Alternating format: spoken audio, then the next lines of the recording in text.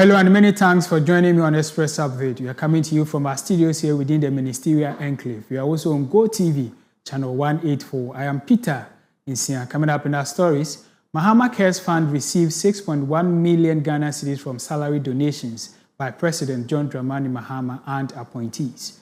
Also coming up, Ghana Prison Service calls for inclusion of prison schools in school feeding program. These and many other stories coming up shortly. Please do stay with us. And now the news in detail. Presidential spokesperson Felix Kwakye Ofosu has disclosed that the Ghana Medical Trust Fund, also known as Mahama Cares, has received 6.1 million Ghana cedis from salary donations made by President John Dramani Mahama and his political appointees. In a social media post on May 7, 2026, Mr. Kwakye Ofosu said the Controller and Accountant General's Department had confirmed the deduction and transfer of the funds into the Medical Trust Fund. The contributions follow President John Dramani Mahama's pledge to donate 6 months of his salary to the fund during its launch last year. Appointees were also directed to contribute 1 month's salary each, while those who defaulted on the asset declaration deadline were ordered to forfeit 3 months' salary to support the initiative. The fund is aimed at strengthening healthcare financing and providing medical support for vulnerable citizens.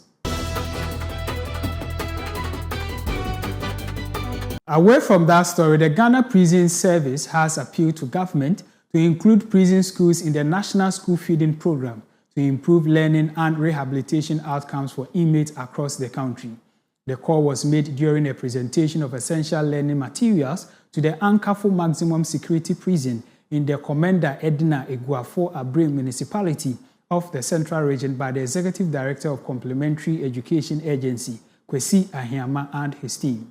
Deputy Director of Prisons, Joseph Asabre, emphasized the importance of proper nutrition in education, noting that improved dietary support would help inmates concentrate better in class and participate fully in vocational training, thereby strengthening rehabilitation and reintegration efforts.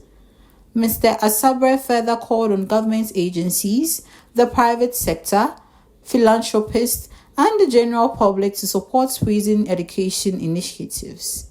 He stressed that such collaboration is essential in promoting skills development among inmates and reducing re-offending rates. To some more news, the Ghana National Association of Teachers, NAT, has issued a 2-week ultimatum to the government over the alleged assault of teachers by military personnel in the Western region.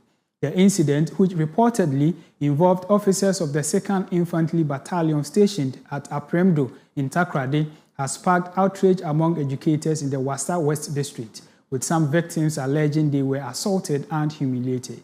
In a recent interview, NAT General Secretary Thomas Musa described the incident as unfortunate and unacceptable. He noted that the association has given the Ministry of Education and the Ghana Education Service a 14-day ultimatum to address the concerns, including payment of medical bills for affected teachers, compensation, and ensuring that those responsible are sanctioned. Mr. Musa warned that failure to address the matter within the deadline could trigger industrial action by teachers nationwide. NAT says it remains committed to protecting the dignity and safety of teachers and is urging swift action from authorities to prevent a recurrence of such incidents.